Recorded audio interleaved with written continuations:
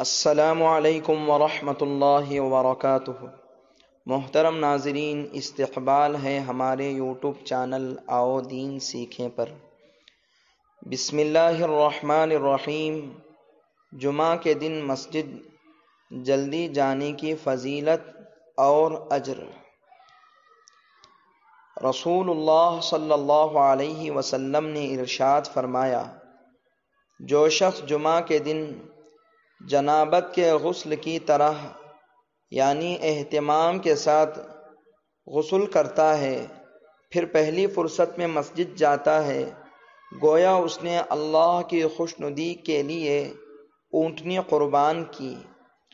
جو دوسری فرصت میں مسجد جاتا ہے، گویا اس نے گائے قربان کی۔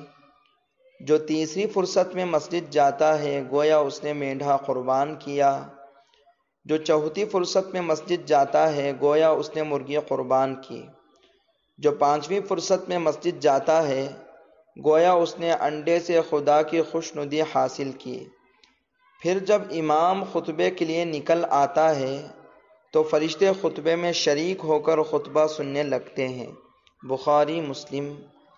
جزاک اللہ خیرا۔